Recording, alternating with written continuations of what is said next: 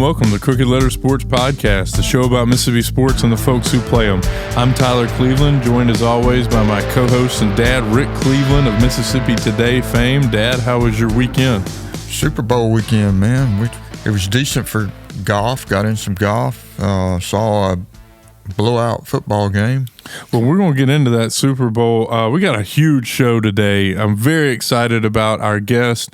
We've been talking about it for some time, but we've got Southern Miss head football coach Charles Huff going to join us. Dad, I got a lot of questions for Charles. Obviously, he's a newcomer to Southern Miss, but man, the guy's got some roots and some connections here, and I'm ready to dive in.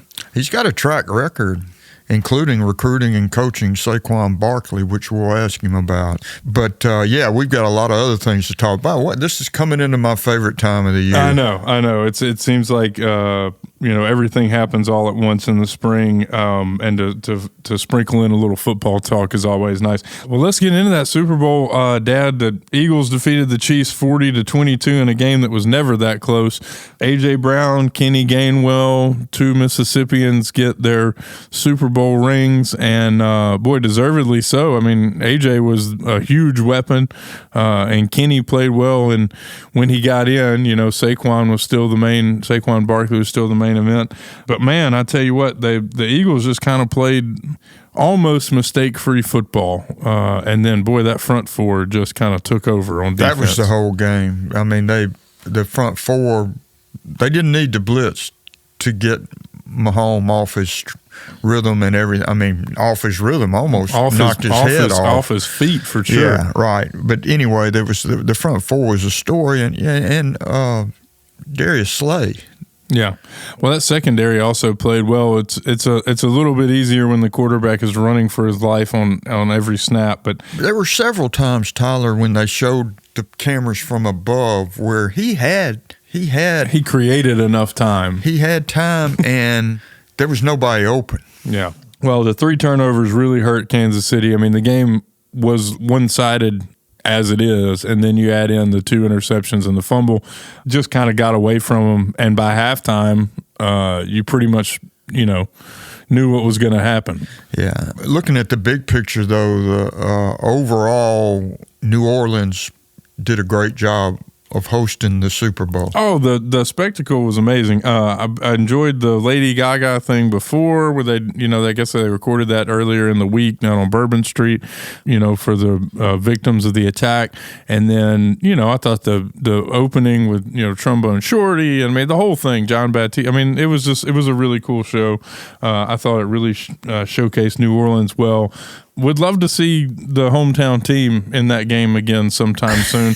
Don't know that's going to happen, but I will say the Saints appear poised to hire Kellen Moore, the Eagles' offensive coordinator. I expect to hear it any day. What did you think about his team's offensive performance? It doesn't hurt when you have Saquon Barkley and Jalen Hurts and A.J. Brown and Devonta Smith. They had weapons, and they were pretty physical up front. I don't know if that's how I would describe the Saints right now, weapons everywhere and physical up front. But I thought the Eagles' offense played about as well as it needed to. Oh, yeah, they were. I don't know what you could criticize about their game plan. I think it was really conservative, except for the one big shot they took. Well, they accentuate their strengths, and there have been times when I've thought over the past that the quarterback was not as accurate as he needed to be, but Jalen Hurts is a good player. He was accurate Sunday when it mattered the most. Yeah, MVP caliber performance. Yeah. No, I thought he was fantastic. Excited to see what Kellen Moore can do. I'm going to go ahead and tell you it's I don't think if Vince Lombardi took that job or Andy Reid or any of the Bill Belichick, I don't think it matters who you bring in. They got to get some better personnel. But, a new era with Kellen Moore starting soon. Dad, the biggest news for me of the week was the college hoops in Mississippi. Was a big week for both Ole Miss and State. The Rebels I was kind of ready to I mean, I don't know, not bury them. I just didn't think they were going to have the kind of season that we thought they might have at one point going into last week. Then they just browbeat Kentucky at home. And then as perfect a basketball game as you can play. Well, it's like I told you, it was like the scene in Caddyshack with the old guy playing the round of his life in the driving rainstorm, and he's just laughing as he hits every shot and everything's going in and everything just happened perfect. I think one turnover in that game. 24 assists, one turnover. I don't think I've ever seen anything like that. Yeah, pretty impressive. But they beat Kentucky 98-84, and then they went on the road Saturday and knocked off LSU at Baton Rouge. Never easy to win in the SEC, especially down there. But, boy, I tell you what, they really resurrected, their I want to say resurrect the season. It was going well, but, I mean, they were on the skids there for a little while, and it was a big week for them. Well, the comeback at LSU, everybody will be remembering the Kentucky game forever, but erasing a 10-point lead in the last 2 minutes, 2.5 minutes on the road. They played for 2.5 minutes at Baton Rouge the way they played for a whole game against Kentucky, and it's huge. And State got well. Yeah, State they only had the one game. They beat Georgia 76-75 Saturday. It was a big win for them. Good, quad one win. They got a big game. We're recording this on Tuesday morning. They play number 3 Florida this evening, so we don't know how that came out, but big game in Starkville. And then, of course, Saturday, the two teams play again. Ole Miss has South Carolina Wednesday, which is just apparently the Gamecocks have just completely fallen off the planet. Still dangerous game on the road. Oh, yeah. I mean, you could lose in a heartbeat on the road, especially coming off a couple of big wins. And looking ahead a little bit to Saturday's game in Oxford, just slated for 5 p.m. I know you're excited to head up there. Yeah, I'm taking that one in as I did the first time they played at Starkville. They're very evenly matched. It'll be a really good game. I'm looking forward to seeing it. Yeah. Well, before we move on, we'll mention Jackson State absolutely bodied Valley and Pine Bluff last week. They remain second in the SWAC at 8-3. They got 2 big road games this week at Florida A&M and Bethune-Cookman. So those are, I think those will go a long way to determining where they finish in the pecking order. Everybody's chasing Southern. I believe they're tied with A&M there at second. So just to keep an eye on them. They had the other bit of news. I mean, it is college baseball season is here. I love it. I know. Real excited. All 3 of our big 3 open the season this weekend, and one is not like the others. Ole Miss is playing in that Shriners College showdown out in Arlington, Texas. They're going to face Arizona Friday, Texas Saturday, and Clemson on Sunday. Just a brutal slate to start the season, but 3 games that will probably count for something at the end of the year. A great measuring stick to see where they are to begin the season, and Southern and Mississippi State begin the season in a more traditional Yeah, Mississippi State hosting the Manhattan Jaspers, and Southern Miss hosting the Lafayette Leopards. Tyler, how come there aren't more leopards in sports? It's because nobody can spell it. It's because nobody can spell leopards. And it's hard to, unless autocorrect helps you out. As so many have, I think Lafayette just wanted to go for the alliteration. Yeah, but they could have been the Lions. Or the Lemures. Yeah, or this weekend, the Losers. We'll see. No, they got 4 games down in Hattiesburg. I think it's one of those things where there's always a double-edged sword to start the season because you want to, you bring in somebody you feel like you can beat 3 or 4 times. But if you lose one of them, everybody's hair and people that don't understand. There'll be people jumping off the bandwagon so fast you can't imagine. And it's baseball. It could happen. They could lose a couple of them. I wouldn't expect it, but they could. No, State ain't losing the Manhattan Jaspers. I'm gonna go ahead and write it down. They got too much talent. Southern Miss too. But it is baseball. You're right. You could have a bad pitching. One bad inning could cost you a game. Yeah, absolutely. So, Dad, that's all the news we got this week. I want to get into it with Coach Huff and get to know him a little bit. Yeah, you've met him. So what's your background? What was your impression? Well, my impression is, if you close your eyes and listen to him, he sounds a lot like Nick Saban. He coached for him on 2 national championship teams at Alabama. He was the National Recruiter of the Year for Saban at Alabama. Now, I know it's a lot different recruiting at Southern Miss than it is at Alabama. Is it? Well, no, the same principles apply, but it's a harder sell. It's one of those, they put their pants on the same way we do in the morning type deals, I guess. Yeah, but except their pants cost $5 million. Here's the book on him. He's a terrific recruiter, and he is extremely detail-oriented, as was his former boss, Nick Saban. Well, Dad, let's not delay anymore. Let's get into it. Here's our interview with Southern Miss football coach Charles Huff. Well, Coach, thanks for joining us. Well, you really hit the ground running in Hattiesburg, drawing a lot of attention with the big recruiting class, bringing in a bunch of transfers. How you settling in? We're doing well. We got a lot of work to do, obviously. This program has a really good foundation in history and tradition, and we got to get back to that. So obviously it starts with bringing in really good players. There was and I'm not sure what left and, what happened prior to me getting here. I don't know anyone off the old staff, so I'm not one of these guys that said, oh, they did bad or good. But when we got here, there were some holes and there was some talent gaps, and the expectations that I have for players at this level, we've got to get a lot more of those guys in, and we've got to get them in here fast, because the one thing that's guaranteed is they're going to kick the ball off whether we're ready or not. So we've got some work to do. We did a little bit of work, obviously, in the December recruiting window. We've got some work to do in the summer recruiting window as well to try and fill some of these holes as quickly as possible. Well, let's start with the biggest piece. I think your quarterback, Braylon Braxton, that is joining one of the biggest issues Southern Miss has had these past couple of years is finding that guy and then blocking, giving him enough time to operate. But you get right off the bat, you get a guy with a proven track record who you're familiar with, and I think it's kind of given the fan base some hope, that maybe get things turned around pretty quickly. Tell us about Braylon and what you like so much about him. Yeah, he's a phenomenal young man. I always explain to recruits and parents, there's 2 different quarterbacks, in every program. There's a quarterback on the team, and then there's a quarterback of the team. And it has very little to do with their skill set. The quarterback position is more about how you affect the team in the locker room and the camaraderie you have with the guys and the leadership skills you have. And Braylon has all of that. He's got a really good personality.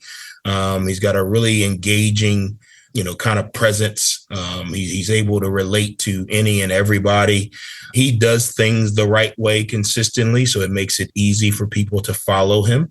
He's got that it factor as the leader, and people gravitate towards that. Don't get me wrong, there's still things that he needs to improve on from a playing standpoint, but I think a big part of being the quarterback of the team is how you carry yourself. When you step into the room, people should acknowledge, hey, there's our quarterback. And that doesn't mean that the other guys on the roster don't have that, but it's very difficult to find the ones that have the it factor. You look at the game, a few nights ago. Those 2 guys, those 2 quarterbacks have that it factor. Do they have talent? Yes. Are there areas of deficiency and things they need to improve from a playing standpoint? Yes. Do they make the perfect throw every time? No. But the people on their teams gravitate towards them. They see them as the quarterback. Braylon has that. Braylon has an inner competitive drive where he wants to improve daily, which again allows him to stay humble, which I think is a big piece of people gravitating towards you. No one wants to gravitate towards the big head. I got it. I can do it all. He holds himself accountable, and he has a really good relationship with the guys. And I think that carry goes a long way. The O-line wants to block a little bit more from a guy that they respect and knows put in the work. The receivers want to catch the ball a little bit, more when they know a guy has put in the work. They have confidence that if I get open, he's going to get me the ball. The defense knows, hey, if we can get the ball back to a guy like Braylon, we have a chance to, do some things on offense. So that position affects the team more than any other position, probably even greater than the head coach, in some scenarios, because I'm not out there. I don't go out there, in the game. So that position has to be someone who has all-encompassing skills and traits. Charles, he was not your starter to begin the year at Marshall, right? He from what I've read, he was 8-0 after he became the starter. Is that right? Yeah, it was a little bit by design. We kind of had a plan of what we were planning to do. Braylon developed a lot. Don't get me wrong. When he came in, he did a phenomenal job. I don't know who in the country would have started against Ohio State and won the game. So there's a little bit, of understanding there. But I truly felt when we had two guys who were very evenly matched. Braylon always had the off the field traits, the presence, the temperance, those type of things. What I felt like we needed in those first couple of games was someone who could get the ball out of their hand quickly. I didn't feel like a scrambling quarterback or a mobile quarterback was going to affect the game against Virginia Tech and Ohio State. That game has to be won by getting the ball out of your hands quickly and a lot going right. A guy running around is probably not as effective against those teams as we were against Sunbelt teams. So we made the decision to go with another guy because we thought he got the ball out of his hand quickly, gave us a chance to do some things in those games. We always knew Braylon's mobility was going to be the unevenable factor in the Sun Belt. I think when you look at games in the Sun Belt, mobile quarterbacks give teams issues, especially when the talent's even. I mean, if he's running away from the Ohio State guys, then they probably don't play in the last game of the year. So we made the decision to let Braylon stay in his comfort zone, which is, if it's not there, trust your legs, use your legs as much as your arm as a weapon.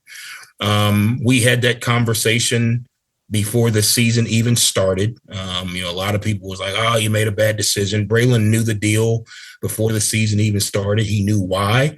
I was very transparent with both of them on why we were doing what we were doing.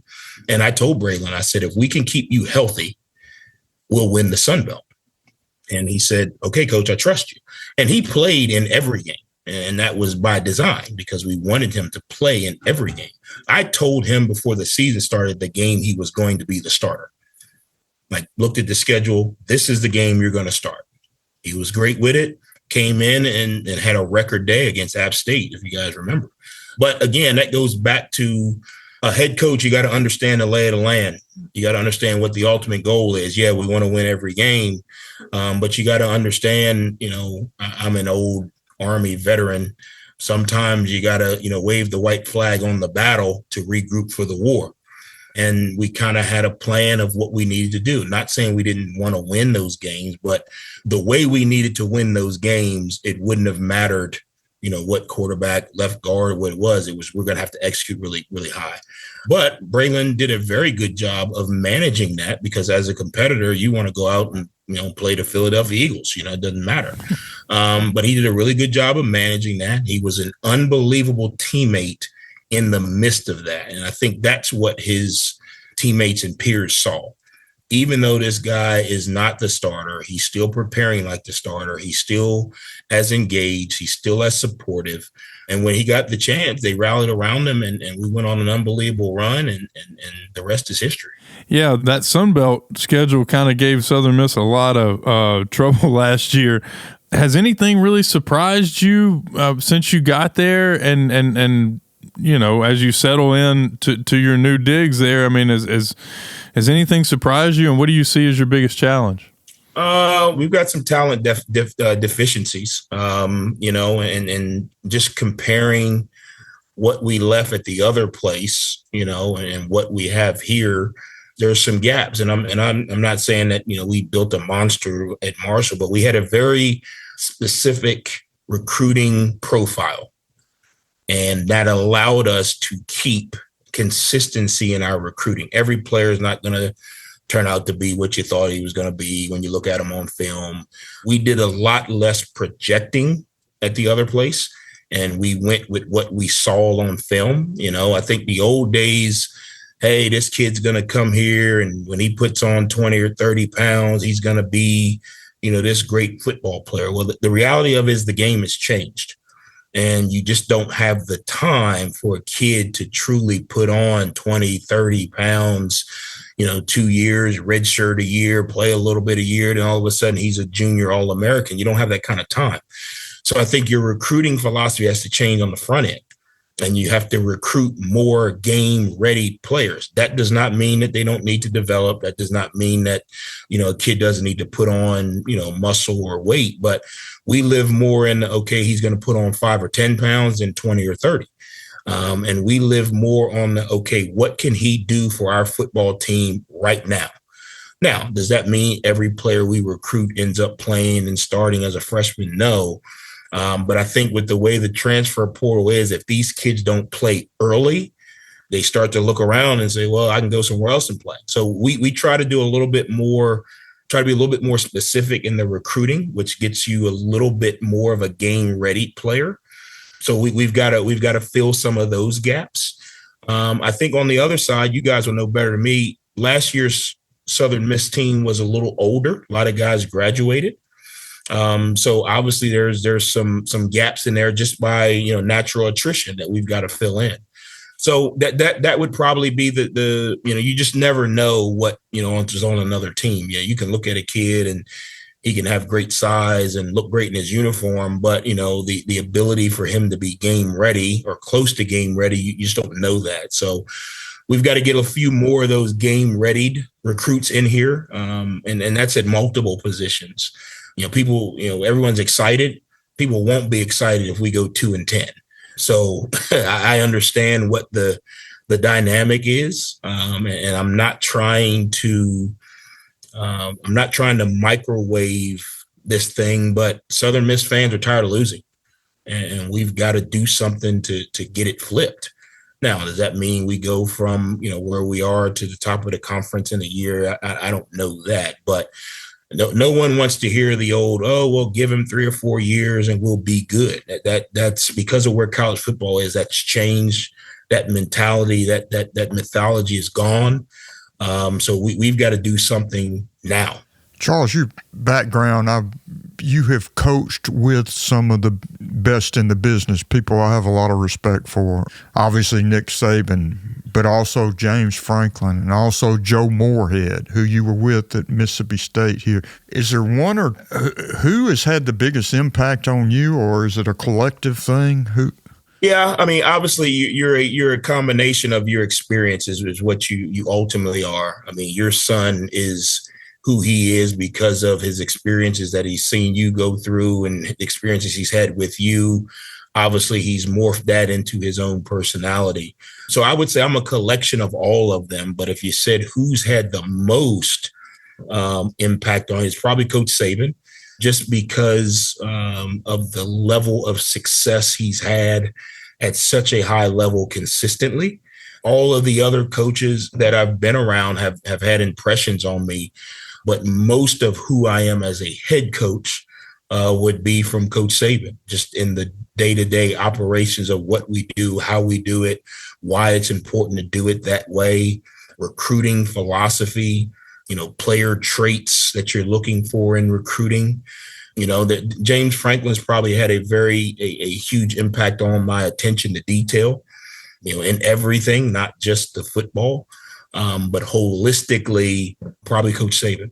Coach, you mentioned the season openers. You got a big one right off the bat, Mississippi State and then Jackson State, a couple of in-state games. I know you inherited the schedule, but I mean, how excited are you to hit the ground running with 2 games that mean so much to the fan base?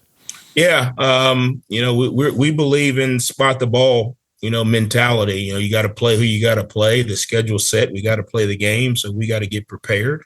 Both of those teams, Mississippi State's in the SEC. So regardless of what people may think of them, where today's college football is, they understand that they need to improve. I think Coach Libby does a really good job. They're going to have SEC talent. And regardless of how many teams were in the playoff for the SEC, I still think that's the most competitive college football league, top to bottom, there is. And then Jackson State's a perennial FCS champion. I mean, they won the SWAC. They've been playing at a very high level for a long time. Coach Taylor does a really good job. I've coached against SWAC teams. There's a lot of talent in the SWAC, as you guys know. So that's why I have such a high sense of urgency to get our roster and our team ready to play. No one's going to say, oh, well, they got beat bad by an SEC team, or they got beat by, FCS, championship team. They're going to say they lost.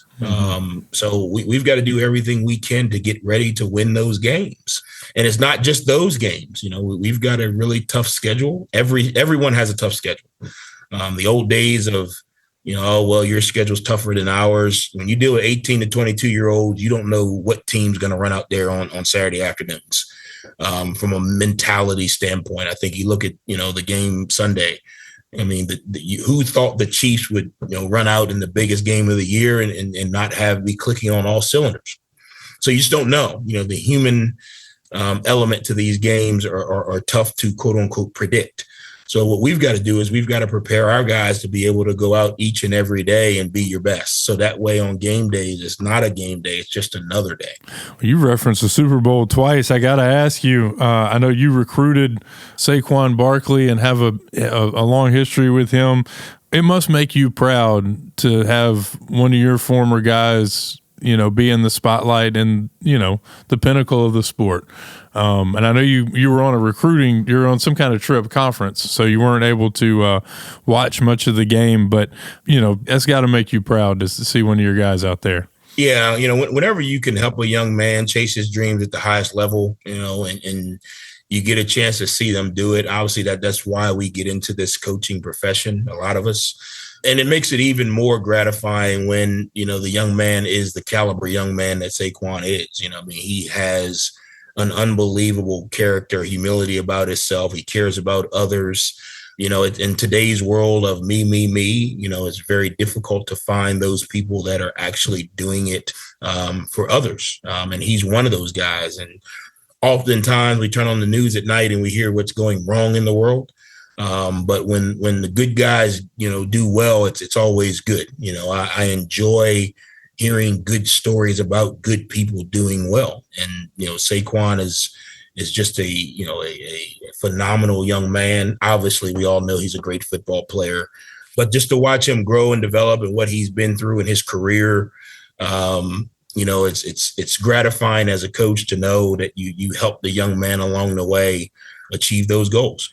Yeah, I know you didn't get to watch the game, but you didn't have to be Newt Rockne or Bear Bryant or to see that the Chiefs geared up to stop Saquon Barkley, and that left a lot of one-on-one with some really talented guys out, and they didn't miss them. Yeah, and that's the name of the game, right? And that's why I keep emphasizing we got to keep recruiting really good players, because the more good players you have, the better your team you're going to have, and it makes it difficult for teams to defend multiple good players. If you just have one good player, it's easy to design a defense or a game plan to stop that good player or take the ball out of that good player's hands. But when you have other good players around that guy, rising tide lifts all boats. So if you're focused on stopping Saquon, Devonta Smith has a big day. AJ Brown has a big day. Jalen has a big day. And now everyone, gets the benefit. And, to me, that's what talent on your roster does for you. It doesn't allow you to be taken out of a game because a team decided to take away a certain phase of your game. From my point of view, watching Southern Miss over the last 4 or 5 years. Two big failings have been, one, they could never find the quarterback. Obviously, we've already talked about that. But the other was they never could block for whoever was the quarterback. I mean, do you think you have addressed that through the portal and recruiting? Is that something you still got to do? Well, that was one of our focuses in the first phase. Again, recruiting is a little bit of, you're rolling the dice. I think we've got some guys who can protect. Now we've got to do a great job of coaching and developing over these next few months to get them to play at the level of our expectations. But yes, I agree. We ended up bringing in 7 offensive linemen because that was an area. One, they lost some guys due to attrition and graduation, but that was an area. To me, you win games on the offensive and defensive line. Everyone else, you can coach your way around their deficiencies. But those 2 positions, it's very difficult to coach around their deficiencies. If you can't block and you can't stop the run, it's going to be a long day. So we put a lot of focus into that position in the December period.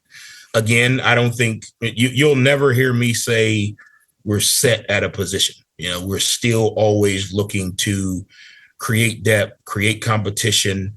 You can be set at a position and with one injury, all of a sudden now you're not set. So we're always looking to upgrade position from a competition standpoint. We're always looking to upgrade competition and depth at position. So yes, we address that issue. We still have work to do. Part of that is developing and coaching. And then a part of that is bringing in other good players. Coach Saban always said, I can't coach a bad player to be good. So if we got bad players, we need better players to start. That's the first thing. And then we can coach good players to be better. But you can't take a mule to the Kentucky Derby. Doesn't matter how hard you slap him. Doesn't matter what jockey you put on him. So we've got to get better players. That's why recruiting is so important to what we do. And you got to get the right ones. You can also get the wrong ones. Just because a guy has these measurables or came from this school doesn't make him a good player. You got to really watch the film and break down his fundamentals and techniques and his ability. And then where does that fit on your roster? You can bring in a triple option quarterback, but if you don't run triple option, then he's not a good player. So you got to make sure that you're also, evaluating what you do and the player's skill set to what you do. Well, Coach, we're about out of time. I would be remiss if I let you get out of here without asking. Hattiesburg, one of my favorite foodie towns in Mississippi. Have you found your favorite places yet? And have you had a good meal? Oh man, I'm probably sitting on the edge of intermittent fasting because I haven't had a bad meal one day here, and I can feel it in the mornings when I'm on the treadmill that I probably need to focus more on recruiting and less eating.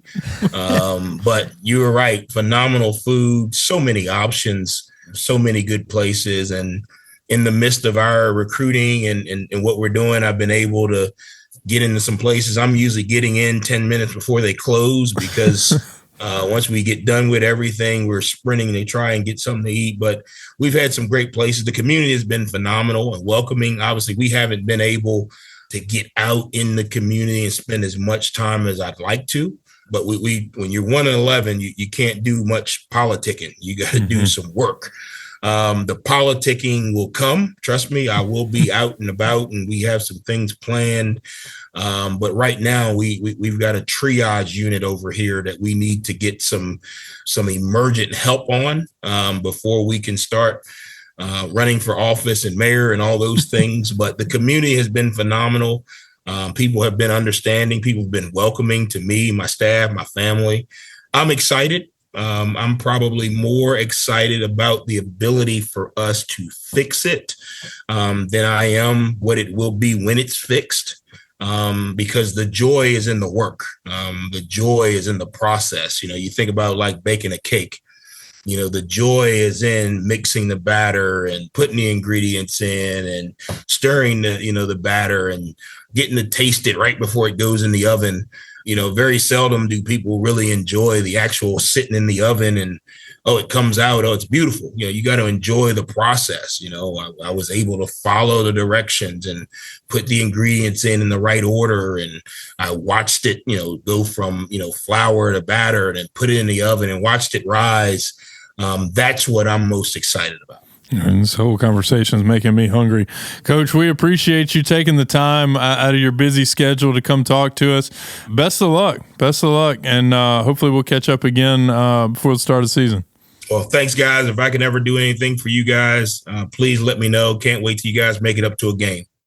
Thanks again to Coach Huff for joining us today. Boy, he sounds like he's maybe the new hardest working man in Mississippi. So glad he made some time out of that busy schedule for us. He's an impressive guy. He really is.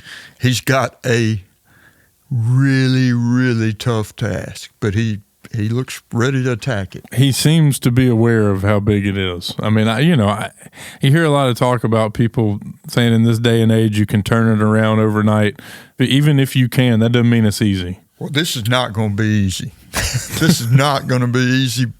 It's going to be fun to watch and see how he does it. Yeah. Well, I'm through the Cleveland boys giving their seal of approval to anybody. I mean, that's a tough job. And, both of us thought the previous guy was going to do it. So good luck to Charles. And, I am excited to go to a game down there. We got the Mississippi State game and the Jackson State game, a couple of in-state games that, you and I you don't miss it when the teams get together. So it'll be fun. That's all the time we got this week. Dad, you looking forward to anything? I'm looking forward to the Egg Bowl basketball. Yeah, me too. Saturday will be a big day. Thanks for tuning in, everybody. Make sure to keep up with all of Rick's latest work over at MississippiToday.org. And if you're traveling, be safe out there, and we'll see you in the space next week.